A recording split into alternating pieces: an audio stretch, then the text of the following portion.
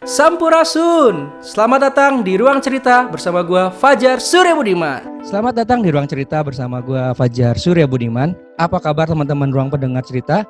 Semoga kalian selalu sehat. Semoga kalian juga tetap semangat menjalani kegiatan meskipun kita sudah berada di posisi new normal.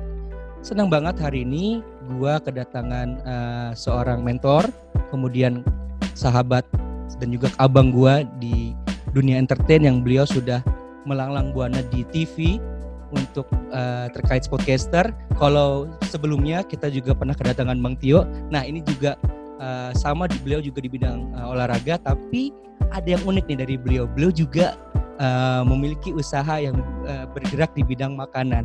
Nah seperti apa di episode kali ini, gue sudah kedatangan seorang yang gue bilang ya abang gue dan mentor gue lah. Kita sambut Abang Stuart Henry. Wih, thank you Fajar. Bakat juga lu ternyata nge-host ya. Jangan selama ini ternyata lu punya bakat tersembunyi ya. Gue sebetulnya kalau thank you Fajar udah diundang ke Ruang Cerita ya. Iya, untuk bercerita. Gue tuh grogi sebetulnya kalau sama orang yang sering banyak di layar, karena gue kan banyak di layar. Sama aja lah, kita semua kan sama-sama belajar. Iya, anyway gue terakhir ketemu dengan Bang Stuart itu pas di event TV Senayan, dan waktu itu beliau masih memegang event salah satunya itu bulu tangkis kan waktu itu kan, dan baru ketemu lagi sekarang sama Liga Inggris, dan baru ketemu lagi sekarang di via udara ini. Gila udah lama banget cuma. Gue juga agak kaget ketika lo kontak gue, lo bilang soal podcast. Ternyata lu sekarang main podcast juga ya. Tapi emang podcastnya lagi ini ya. Iya. Lagi update banget dan lagi in banget ya. Lagi in banget gitu kan. Untungnya ya memang kan dasarnya juga gue punya basic untuk teknis kayak gini-gini sih, ya udahlah gue bilang gue pengen nih coba. Jadi setiap episode gue mengundang narasumber dari lintas profesi Bang untuk bercerita dan juga menginspirasi teman-teman ruang pendengar gitu sih. Keren, itu keren. Anyway Bang, inspirasi buat banyak orang. Yoi. Ya, gimana? Anyway, sebelum kita bahas lebih dalam tentang sport. Gue jangan ditanya yang sulit-sulit ya. Biasanya gue nanya lu ini. Sekarang gue nanya ya. Aduh. Anyway nih, ini kan udah hampir menuju 4 bulan kita berada di posisi pandemi ini kan. Tapi ada hal unik gak sih yang lu rasakan selama lu pandemi di rumah, ataupun ada hal unik mungkin gue ternyata gue bisa nyukur sendiri loh, atau ternyata gue bisa hal-hal unik yang mungkin gak pernah lu lakuin selama sebelum ini, dan hal apa sih yang bisa lu share ke teman-teman Ruang Cerita Mas? Hal unik sih, kalau unik sih mungkin enggak sih ya, biasa aja karena gue rutinitas gue juga ya nggak terlalu jauh bedanya gitu loh, hampir sama. Mungkin yang rutinitas yang sedikit berbeda, kalau dulu gue biasanya ya hampir seminggu bisa 4-5 kali untuk bolak-balik Jakarta Bogor untuk siaran ya. Sekarang itu udah nggak ada. 3 bulan tuh gue ya benar-benar di rumah aja, dan kalaupun memang gue masih punya program di Home.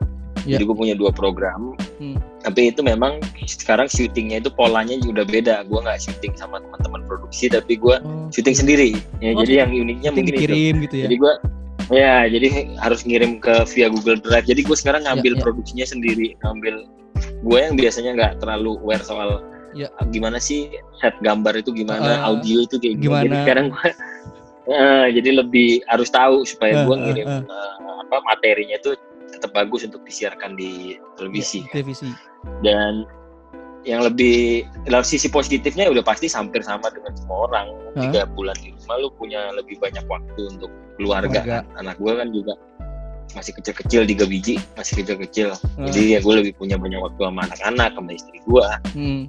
Dan jadi hobi nge-game juga karena gue kan sebenarnya gamer ya. Oh iya, tapi sering mabar juga dong. Ya. Oh dulu sering. Cuman gue kan memang sejak gue pacaran, nikah, punya anak ya, memang gue udah jarang main game gitu. Paling main game juga main-main di PUBG gitu lah. Tapi ketika gue udah nggak ada kesibukan juga, kayak mau keluar juga nggak bisa kan. Akhirnya kayak gue harus menyibukkan diri sendiri kan, daripada kita penat ya kan di rumah. Akhirnya gue main PS, gitu PS main PS. Ya lebih ke gitu-gitu aja sih kalau aktivitasnya selama pandemi ini. Cuman gue berharap memang new normal ini ya bisa jadi sesuatu yang memberi harapan ya agar kita bisa segera kembali ke situasi yang normal. Oke. Nah, anyway teman-teman ruang pendengar cerita, Bang Stuart Henry ini kan memang dikenal sebagai seorang sportcaster yang memang lebih banyak untuk di bulu tangkis dan juga bola gitu kan. Nah, tapi kenapa sih lu memilih jalan menjadi seorang sportcaster itu, Bang? Apakah memang dari awal lu kuliah atau SMA sudah memang hobi dan mendalami itu, atau karena memang bukan kesengajaan atau gimana gitu, Bang? Sebenarnya kebetulan yang membawa berkah mungkin ya. Okay. Jadi ya gue memang dari dulu suka sama olahraga gitu. Tapi waktu gue kan tinggalnya di Surabaya. Waktu gue pergi ke Jakarta itu gue nggak pernah kebayang bahwa gue akan jadi presenter, apalagi olahraga. Karena kan gue memang tidak punya basic public speaking, gue nggak punya basic presenting, gitu kan. Vokal gue juga bukan microphone vokal gitu kan, bukan yang vokal yang bulat banget. Tapi ternyata memang dulu kan gue basicnya di acting, di acting berapa tahun gitu di acting, terus ada kesempatan untuk audisi jadi sportcaster di TV One waktu itu di TV One. Terus ya karena gue suka olahraga, gue coba-coba gitu, coba-coba yang ternyata ya jadi jalan hidup gue karena gue punya passion di sana. Paling utama sih alasannya karena passion sih, kayak begitu gue nyemplung di sana. Dan gue memang suka dengan apa yang gue lakukan, ya akhirnya gue ninggalin acting, gue fokus sama sportcaster. Berarti awal emang langsung di TV One itu langsung bola ya, Bang? Langsung bola, waktu itu La Liga gue pertama kali. Liga yang pertama kali gue bawakan itu La Liga 2000, musim 2010-2011. Tapi program masih Ronaldo sama Messi. Nah, program pertama gue itu dulu ada magazine sport gitu, talk show namanya Prediksi. Gitu. Terus pasti grogi dong, Bang, dari lu yang awalnya acting dan harus menghafal nama-nama pemain gitu-gitu. Ya, lu sebut semua sportcaster yang ada di Indonesia, bohong kalau misalnya mereka pertama kali siaran itu langsung bagus. Mau lu sebut Darius, mau sebut Master Sirawan, mau sebut Mas Tio, mau sebut Rendra, semua waktu pertama kali siaran juga pasti ya gagap. Gue juga waktu pertama kali siaran, gue itu bener, untungnya kan gue waktu itu ada host perempuannya yang memang udah lebih berpengalaman, jadi dia yang lebih ngambil momennya. Gue lebih kayak nambah-nambahin, gue keringetan, gue nggak bisa diem. Tapi kan di dunia sportcaster ini kan hampir sama dengan profesi lain ya, ketika kita udah melakukan kebiasaan yang berulang-ulang selama bertahun-tahun, ya lama-lama kita jadi profesional. Oke. Itu kan berarti kan TV One untuk pertama kali lu di olahraga bola kan. Nah, cuman kalau bola. Kalau di bulu tangkis sendiri itu lu pertama kali di TV mana dan Mas event apa tuh, Bang? Bulu tangkis itu gue sebenarnya pertama kali itu di Kompas TV. Waktu tahun 2016, Kompas TV kan masih siarin. Waktu itu BWF, sekarang kan namanya BWF World Tour. Ya, BWF kan sekarang bikin konsepnya itu kan 31 turnamen dibikin jadi dilebur jadi satu kan. Tapi kalau dulu itu sebelum tahun 2018 kan BWF World Tour itu dimulai 2018. Sebelum itu tuh di jenjangnya itu dibedain jadi Super Series, Grand Prix, sama International Challenge. Nah, waktu itu Kompas di 2016 tuh siarin setiap event Super Series. Oke. Dan lu ambil Kompas tuh ya rata-rata. Ya, waktu itu hostnya gue sama Conchita. Conchita. Jadi waktu itu gue dikontak kan. Pertama gue memang agak ragu karena gue nggak terlalu menggilai. Ya, gue suka lihat badminton. Gue suka lihat badminton, tapi nggak terlalu menggilai gitu. Nggak kayak bola. Kalau bola kan gue emang menggilai. Cuman karena memang mentor gue waktu itu bilang ya, kalau lu mau jadi sportcaster ya lu harus bisa bawa semua olahraga. Itulah kenapa gue kan hampir udah banyak olahraga yang gue bawain. Gue pernah bawain volley, gue pernah bawain tinju. Gue pernah bawain motorsport, gue pernah bawain hampir semua lah. Bahkan kalau di multi event kayak SEA Games kemarin, SEA Games. Nah, jadi kan gue memang harus bisa membawakan semua olahraga. Kalau hanya untuk bola ya namanya soccercaster. Itu kan gue sportcaster, artinya membawa acara olahraga. Nah, Jadi waktu gue ditantang untuk membawakan waktu itu Super Series, gue lupa ya pertama kali Super Series yang gue bawa Malaysia kalau nggak salah, Malaysia Super Series ya. Itu 2016. Ya akhirnya gue sambut tantangan itu. Gue sambut tantangan itu untuk belajar. Dan setelah mendapatkan, ternyata produser teman-teman suka di Kompas TV. Ya berlanjut gue sampai tahun 2017 ya, 2017. Habis itu lepas tuh Super Series di Kompas TV. Kemudian BWF berganti nama jadi BWF World Tour. 2018 tuh sempat nggak ada yang pegang hak siarnya. Untuk BWF. Baru di 2019 masukkan di TVRI. Nah, kebetulan waktu itu gue juga udah di TVRI bawain bola, kemudian siaran bulu tangkis ya.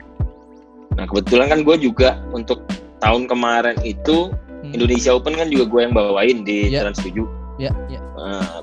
Indonesia Open itu event eksklusifnya Trans 7. Udah belasan tahun memang kalau di antara semua TV Super Series atau emang selalu Trans 7 Indonesia Open dan hostnya itu udah 8 tahun terakhir itu selalu Mbak Yuni Kartika yang jadi host.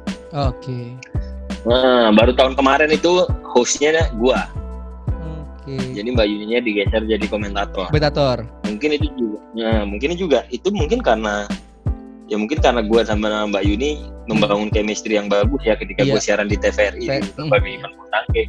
Akhirnya Trans 7 pun ngelihat itu, akhirnya dikompin sama Mbak Yuni kan gitu kan. Gitu. Nah, itu ceritanya jadi Jar. Anyway, ngomongin tentang bulu tangkis. Sekarang kan kemarin tadi nih sempat gue sebelum kita recording gue sempat lihat-lihat tentang update ranking teman-teman bulu tangkis kan, yang dimana pasti nomor 1 dan nomor 1 tuh ganda putra tetap masih Minion kan. Nomor 2 Ahsan Hendra. Terus kemudian Endra Hasan. Terus kemudian di nomor 6 Indonesia masih ada lagi Fajar Alfian sama Muhammad Rian. Ya gitu kan. Sementara untuk tunggal putra nih kita masih berada di bawah 5 besar. Di bawah 5 besar. Di nomor 6 itu Anthony Sukaginti. Ya, terus yang nomor 7-nya Jonathan Jojo kan. Nah, pandangan lu sebagai seorang sportcaster, apalagi mungkin di dunia badminton, bagaimana nih untuk kedepannya badminton melihat track record teman-teman bulu tangkisnya kan masih bagus mas gitu kan. Cuman kan memang ada beberapa yang kayak tunggal putri belum kelihatan spesifik kemajuannya gitu kan. Tapi kalau di ganda putra nih dan tunggal putra melonjak gitu kan. Nah, tapi lu pandangan sebagai seorang sportcaster, bagaimana melihat perbulu tangkisan di sekarang ini? Ya, gue rasa apa yang gue lihat tuh hampir sama dengan apa yang dilihat sama semua penonton bulu tangkis di Indonesia ya, karena kan nonton bulu tangkis itu juga mereka ngikutin banget dan mereka cukup kritis ya dengan apa yang terjadi di Indonesia. Nah tadi kalau lu bilang soal ganda putra, ya memang dari dulu, dari zaman jebot, ganda putra itu selalu jadi ujung tombaknya Indonesia gitu kan, karena kita tuh ya udah paling ditakuti di seluruh dunia ganda putra kita, Ricky Rexi, Chandra Sigit gitu kan, sampai Minion, Hendra Aksan gitu. Jadi memang ketika selalu PBSI bilang target minimal 1 gelar ya, pasti persentase terbesarnya itu dari ganda putra gitu kan. Nah, sementara kalau tunggal putra untuk kasus Jojo sama Anthony sebetulnya buat gue sih agak berat ya. Berat karena kalau kita lihat di nomor itu dari negara-negara lain itu agak sulit untuk mengejar nama-nama lain, terutama Kento Momota. Nah, sebenarnya kemarin tuh kesempatannya itu cukup besar buat ya minimal untuk mendekati ranking Kento lah, karena Kento kan sempat kecelakaan kan, jadi dia nggak ikut di beberapa turnamen, tapi ternyata kemudian ada pandemi kan, jadi akhirnya ya mungkin ketika nanti di bulan Agustus China Master itu China Open mulai, ya pasti udah ikut lagi kan, jadi masih agak sulit. Kemudian Denmark tuh ada Victor Axelsen, itu juga agak berat untuk dikejar. Walaupun Ginting ini sebenarnya punya potensi untuk naik ke atas, itu punya potensi. Kento juga selalu nggak gampang kan buat ngelawan si Ginting. Kalau Jojo itu masih angin-anginan gitu loh. kadang dia bagus banget, kadang dia nge-flop banget. Iya, gitu benar. Jadi kita masih belum bisa bergantung gitu loh. Kalau kita nggak bisa berharap besar kepada mereka untuk memberikan gelar, walaupun memang ya pasti kita berharap ya Jojo sama Ginting bisa perform bagus. Nah kalau untuk tunggal putri, itu Bang. Menurut gua sih masih jauh ya Bang. Dari wakil-wakil kita yang sekarang ini kita benar-benar udah hopeless. Gitu. Cuman mau Fitriani, mau Mariska, Georgie, itu berat gitu loh. Tunggal putri itu menurut gua itu persaingan paling kompetitif itu sektornya itu ya tunggal putri. Karena hampir tiap negara itu punya nama-nama bagus. Ada Carolina Marin, ada Sindhu dari India, ada Saina Nehwal, ada Rakanov, ada Tiongkok nggak usah ditanya lagi, Chen Yufei, ada Tani Xuying. Jadi Jepang gila-gila, Akane Yamaguchi, Nozomi Okuhara. Sementara pebulu tangkis putri kita ya mentoknya di situ-situ aja. Mau masuk ke babak semifinal aja susahnya setengah mati. Nah, tapi Bang, kan kalau ganda putri nih masih kan yang paling diunggulkan di Indonesia itu kan Grecia Poli sama Apriani Rahayu kan. Itu kan kalau di sekarang ranking itu dia di posisi nomor 8 gitu kan. Nah, itu apakah hanya ganda putri satu itu doang atau menurut lu ada lagi nggak sih di bawah itu junior-juniornya yang mungkin memiliki potensi yang nantinya bisa menggantikan mereka kalau ketika mereka udah pensiun?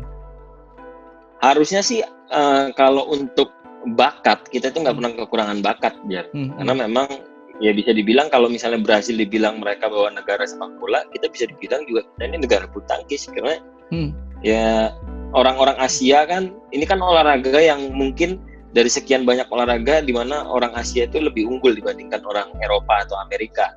Karena olahraga ini kan mengandalkan fleksibilitas, kelenturan tubuh dan memang udah mengakar kan di budaya kita. Nah, Indonesia ini salah satu negara yang memang selalu menghasilkan bakat-bakat besar di bulu tangkis. Gua sih nggak terlalu mengikuti apa yang terjadi di level junior gitu. Di level junior tuh kan mereka punya turnamen sendiri.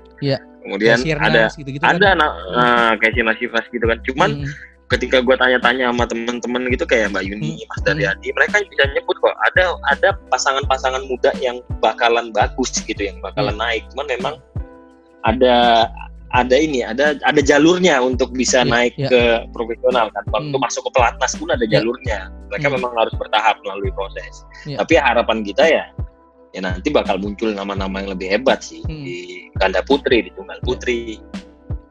Malah yang nggak diprediksi akan naik tuh yang Praven sama Melati. Kan awalnya kan memang dia berapa kali kan selalu belum menunjukkan hasil kemampuannya kan, dan di akhir-akhir sebelum pandemi itu dia berapa kali juara. Terus gue juga kaget juga, padahal di awal-awal tuh mereka nggak pernah kompak gitu kan, malah di pertandingan awal udah kalah gitu-gitu kan. Kalau Praven Melati itu kasusnya menurut gue lebih unik ya, karena kalau gue sih memang maksudnya bukan gue aja, mungkin kita semua udah tahu kalau Praven itu emang udah bakatnya udah bagus banget gitu, smashnya kenceng banget gitu loh. Cuman kan penyakit dia juga hampir sama dengan penyakit atlet yang sulit jadi bintang, angin-anginan gitu. Nah kebetulan kan kalau kita ngomongin soal ganda campuran ini juga, ganda campuran ini sektor yang setelah ganda putra ini juga sektor yang selalu memberikan gelar gitu kan. Terakhir Owi Butet. Nah momennya itu pas sebenarnya untuk Praven ketika Owi Butet memutuskan pensiun, ya harapannya tinggal Praven. Dulu kan dia juga pernah nunjukin kemampuannya waktu sama Debbie, dia juara All England kan sama Debbie. Dan Debbie pensiun ketika gitu kan. Ketika sama Melati ya tinggal gimana caranya dia ini membangun chemistry, dan ternyata bisa gitu kan. Mereka jadi juara beruntun di Eropa waktu itu, Denmark sama France. Iya Denmark sama France terakhir itu. Jadi kan memang ada bakat itu, tinggal mereka konsisten. Ya memang kan untuk setiap atlet apapun di dunia, lo kalau mau jadi atlet hebat, ya lo harus konsisten. Lo perbedaan Lionel Messi dengan penyerang-penyerang lainnya atau Cristiano Ronaldo dengan penyerang-penyerang lainnya, ada banyak penyerang-penyerang hebat. Lo bisa bilang misalnya siapa ya? Fernando Llorente gitu misalnya. Namanya kan juga bagus, tapi kenapa dia nggak setenar Lionel Messi atau Cristiano Ronaldo? Karena Ya Llorente pertandingan pertama dia bagus, pertandingan kedua dia nggak bagus, pertandingan ketiga dia bagus, pertandingan keempat, kelima mungkin dia nggak bagus. Tapi kalau Messi, Ronaldo, dia tetap menjaga performanya secara konsisten. Kalaupun mereka dalam peak terendahnya, itu masih tergolong bagus penampilannya. Iya. Nah ini yang dibutuhkan oleh atlet-atlet bulu tangkis Indonesia. Karena sebenarnya kita punya bakat besar dan kita negara yang ditakutin, itu udah menghancurkan mentalitas lawan ketika bertanding. Tinggal gimana caranya menjaga itu secara konsisten gitu loh, Don. Kita kan bisa mengikuti setiap turnamen gitu. Bener Bang. Gitu. Okay. Nah, kalau itu kan tadi pandangan Bang Stuart tentang perbulu tangkisan gitu kan. Cuman kalau kita melihat nih di dunia persepak bolaan, apalagi memang yang baik timnas senior, yang U19 ataupun U23, ini kembali lagi ini perspektif gue pribadi. Hampir rata-rata yang mungkin lebih maju ataupun yang lebih unggul itu malah yang U23, U19 dibandingkan senior. Gue nggak tahu apakah itu ada unsur, gue nggak tahu ya. Tapi ini perspektif gue pribadi. Apakah ada unsur karena mungkin senior udah banyak komersilnya kah atau bagaimana? Kalau pandangan lu sebagai seorang sportcaster itu gimana Mas menilai itu? Ya yang lu bilang itu sebenarnya ada menjadi salah satu unsurnya. Jadi unsurnya menurut gue sih banyak kalau menurut gue. Pertama, kita harus tahu juga kalau kita ngomongin kenapa di level kompetisi kelompok usia pemain timnas kita itu lebih bagus. Karena memang di level itu untuk sepak bola sendiri pemain itu masih mentah gitu loh. Masih dasar. Jadi nggak ada negara yang lebih kuat gitu loh. Lu di kelompok usia 18 tahun, Indonesia 18 tahun ketemu Brazil 18 tahun, nggak jauh-jauh amat kualitasnya gitu. Walaupun mereka memang mungkin kalau kita di level senior kan jauh banget gitu. Tapi di level kelompok usia karena itu kan level di mana nggak banyak pemain-pemain bintang yang bisa bersinar di usia itu. Ada, tapi nggak banyak. Bisa dihitung lah ya. Ya, Kylian Mbappe gitu misalnya, jadi 19 tahun udah gila banget, tapi nggak banyak gitu. Di level itu tuh seharusnya memang ya pemain-pemain kita, bahkan pemain tim nasional kita ya pasti prestasinya lebih bagus dibandingkan level senior.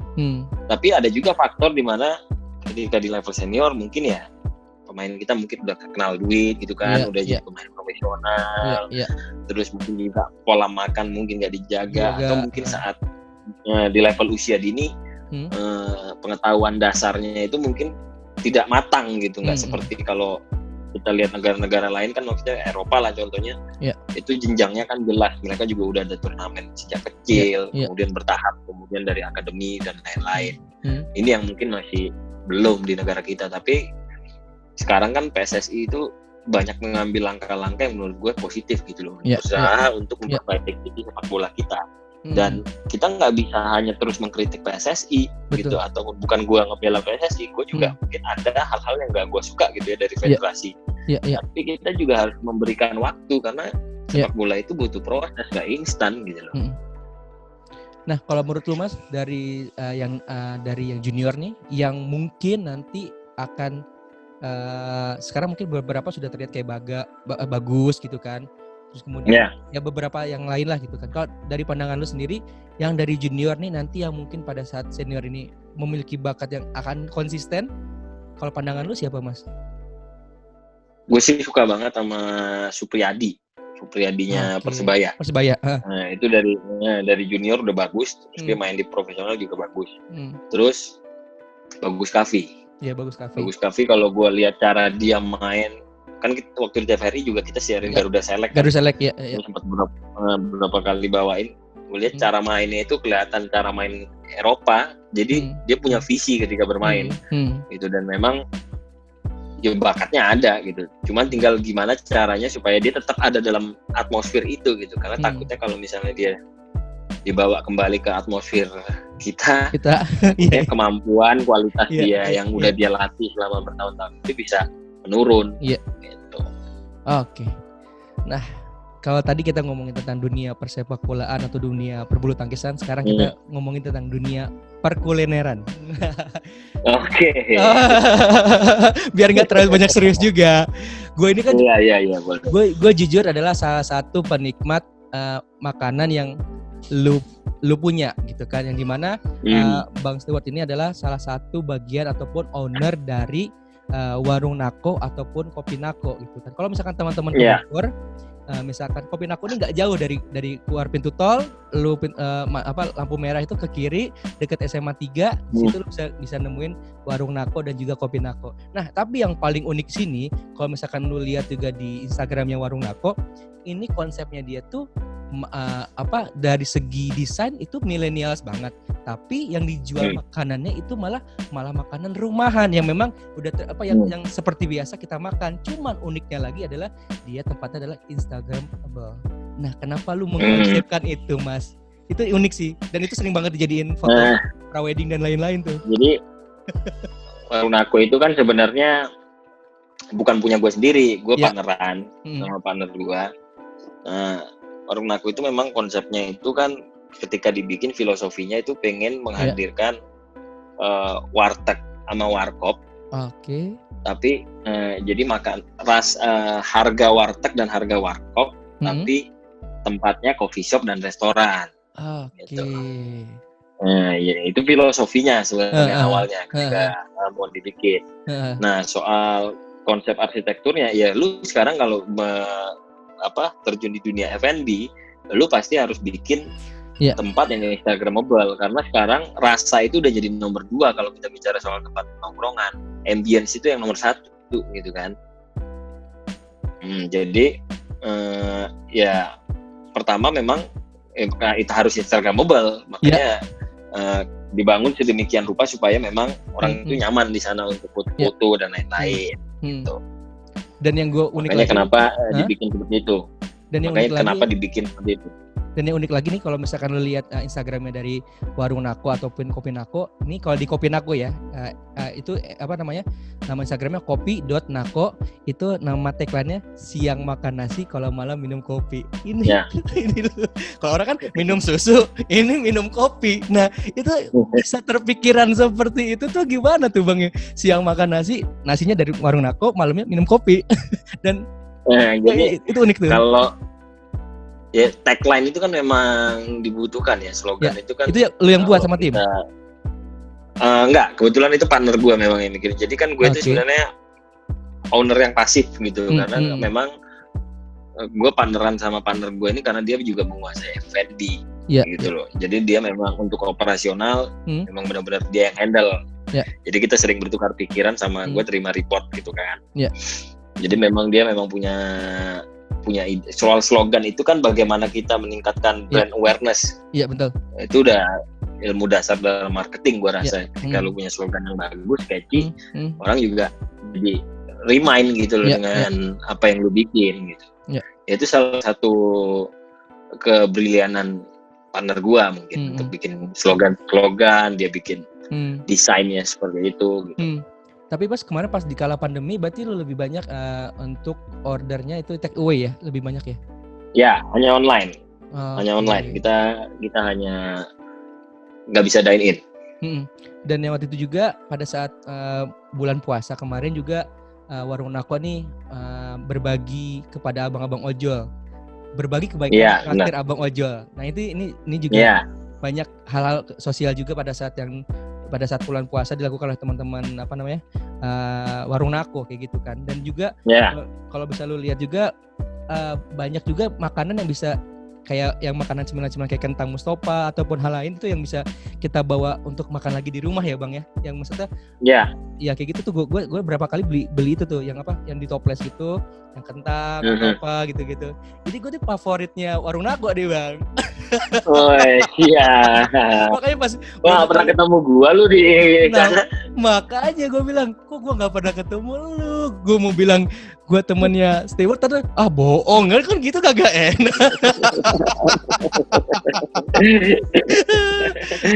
Dan gue memang sering banget beli kopinya, karena kan memang gue sama istri gue kan memang pecinta kopi kan. Cuman memang kalau yang warung makannya kadang-kadang kita jarang makan siang di situ. Kalau misalkan kan sore gitu kan, after misalkan malam minggu gitu-gitu. Sementara pas pandemi ini memang kita belum lagi ke sana karena kan keadaannya juga gue nggak bisa kemana-mana sih kayak gitu. Nah, tapi Mas, apa sih yang lu lakuin bersama tim di Warung Nako ataupun Kopi Nako dikala kita kan ini mau menuju new normal? Pasti dong ada protokol-protokol tertentu yang lu lakukan bersama tim untuk misalkan apa itu baik dari posisi meja kah, atau misalkan dari tim lu menggunakan misalkan ya contoh ya APD yang sederhana atau bagaimana yang mungkin untuk memberikan kenyamanan juga kepada pengunjung gitu-gitu. Iya, kalau itu sih memang udah jadi protokol kesehatan ya dari Pemkot ya. Kan protokolnya itu kan dari dibuka itu kan usaha untuk restoran, tempat makan itu baru dibuka kemarin tanggal 1 Juni. Nah, itu memang diharuskan ya standar harus ada APD untuk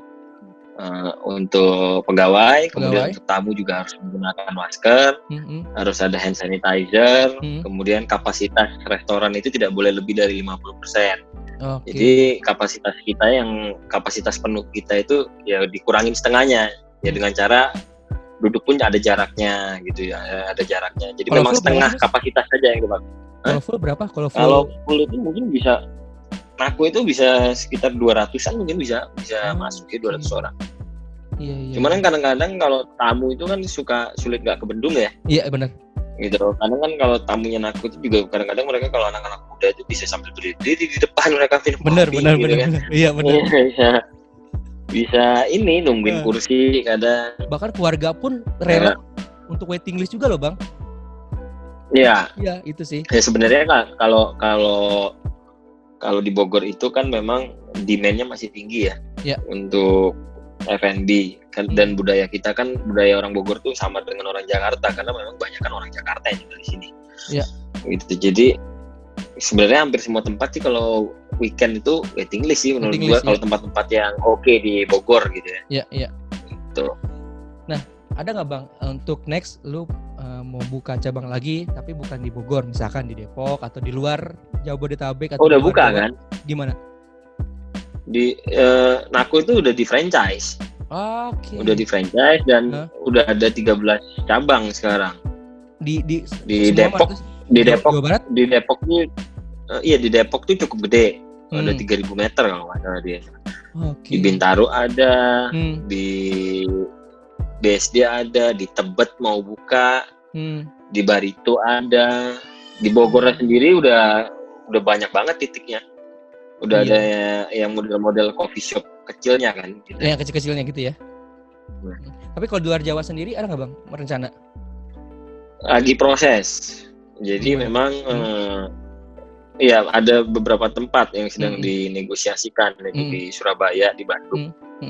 Yang memang lagi di hold karena kan dalam situasi pandemi gini agak sulit juga untuk mengatur untuk membuka itu kan gitu. Nah, oke, terakhir dari gua di ruang cerita nih. Tadi kan udah ngomong makanan, dunia persepak bolaan, dunia perbadmintonan. Nah, tapi gua minta masukan atau mungkin ada tips nggak sih dari seorang personal Stewart Henry untuk teman-teman yang memang harus bekerja di luar karena memang dia nyari nafkah di luar, terus ataupun bagi teman-teman yang memang memiliki privilege kerja di rumah, terus ataupun yang memang masih bandel dalam artian anjir gue bosen di rumah, gue bingung mau ngapain. Nah, mungkin ada nggak tips dari seorang Stewart Henry untuk teman-teman semua ini yang tadi gue bilang 3 golongan ini untuk menghadapi new normal ini. Dan boleh dong Bang, gue minta dukungan lu untuk para teman-teman garda terdepan yang sampai sekarang mereka masih berjuang untuk kita untuk melawan COVID-19 yang memang belum bisa pulang bertemu dengan keluarganya. Ya, kalau gue sih sebenarnya mungkin pesannya dalam situasi pandemi ini ya kita mungkin memang takut ya dengan situasi ini ya, maksudnya kita takut dengan virus corona. Entah itu kita takut karena kita terlalu banyak dapat wawasan mengenai virus ini, atau kata memang kita benar-benar nggak tahu. Tapi kalaupun kita takut, masa kita harus khawatir setiap hari? Pada akhirnya semuanya harus berjalan dengan normal kembali, karena kan walau bagaimanapun kita belum menemukan solusi untuk virus corona. Dan kalau kita menghentikan roda ekonomi pun, ya artinya kita menambah masalah baru. Jadi kalaupun kita memang harus bekerja di luar, kita harus cari nafkah, ya kita tetap aja kerja cari nafkah. Kita tahu bahwa niat kita baik, cari nafkah untuk keluarga gitu kan, tapi tetap ya standar dan protokol kesehatannya memang harus dijaga gitu ya. Kita harus sering rajin cuci tangan, baju kalau pulang harus dicuci dan lain-lain, karena kan itu juga menjadikan kita orang yang lebih higienis gitu, lebih bersih. Jadi memang ya kita ikutin aja pola new normal ini, ya kita percaya aja bahwa pasti ada kok nanti obatnya gitu, vaksinnya pasti ada, ini semua pasti akan berakhir. Kita punya banyak waktu kok, banyak orang yang di dunia sana yang sedang bekerja untuk menemukan obat agar kita semua bisa kembali menjalani kehidupan yang normal. Nah, untuk sementara kita juga harus berterima kasih banget sama teman-teman tenaga medis yang walau bagaimanapun ya, walaupun mereka memang tetap digaji, mereka dapat bonus, mereka ya dapat banyak kemudahan lah, bahkan ada isunya diinapin di hotel bintang 5 dan lain-lain, tapi tetap mereka kan berjuang untuk membantu kita, membentengi kita dari virus ini, juga membantu mengobati entah itu teman-teman satu bangsa kita yang saat ini sedang berjuang melawan virus ini gitu loh. Jadi kita tetap harus apresiasi tinggi mungkin, karena ya mereka saat ini adalah pahlawan paling nyata yang ada di depan mata buat kita. Gitu. Semoga mereka ya tetap semangat. Jadi jangan terpengaruh juga dengan apa yang dikatakan oleh orang-orang. Sosial media itu sekarang kejam. Gitu loh. Bagaimanapun banyak orang di sana, di luar sana yang berterima kasih sama tenaga-tenaga medis yang udah berjuang tanpa mengenal waktu buat kita menjadi lebih merasa lebih aman. Ya. Karena kita tahu kalaupun misalnya memang kita gak bisa menghindari virus ini, kalaupun pada akhirnya kita memang harus terkena virus ini, kita tahu bahwa kita punya tenaga-tenaga medis yang akan membantu kita nantinya gitu. Betul, gue setuju banget dengan tadi yang terakhir juga dari Bang Stuart. Kalau ini kita nggak lakukan bersama-sama, pandemi ini tidak akan cepat berlalu. Dan sekecil apapun yang lo bisa lakukan untuk kita sendiri, buat keluarga, bahkan untuk negara ini, lakukanlah. Yang penting ikuti protokol kesehatan yang sudah diberikan, dan udah gampang kok, simple, dan itu bisa dilakukan setiap saat. Benar nggak Bang? Betul sekali. Anyway, terima kasih banyak Bang Stuart Henry sudah meluangkan waktunya di malam hari ini. Sehat-sehat terus. Ya, Fajar, sehat-sehat juga untuk lu dan juga keluarga. Yang pasti kita semua harus sehat. Itu yang paling penting dalam situasi saat ini. Iya. Yang pasti kalau nanti gue ke Kopinaku, gue bilang saya temennya Stuart Henry ya. Ngapain lu bilang begitu? Lu aja kontak gua. Oh iya. Rumah gua juga dekat banget kan. Oh iya, bener. Bang, gua lagi di sini nih Bang. Iya. Kalau misalnya memang gua lagi nggak ngapa-ngapain, pasti gua sampai. Siap. Anyway, sekali lagi terima kasih banyak ya Bang untuk waktunya. Sehat terus buat lu, sehat buat keluarga. Terus kita mudah-mudahan bisa ketemu nanti after corona ini selesai. Ya, thank you Fajar untuk undangannya. Sukses buat podcastnya, sukses untuk Ruang Cerita. Semoga bisa jadi tempat untuk menginspirasi banyak orang. Siap. Oke. Jangan lupa untuk like, subscribe, dan komen Ruang Cerita Fajar. Dan juga lu bisa cek Warung Nako, Warung Nako, dan juga kopi.nako untuk mau tahu informasi tentang Nako. Oke Bang, terima kasih ya. Siap. Sampai jumpa Bang. Thank you Jan. Siap. Hai, jangan lupa ya untuk like, comment, and subscribe channel YouTube Akang ya. Hatur nuhun.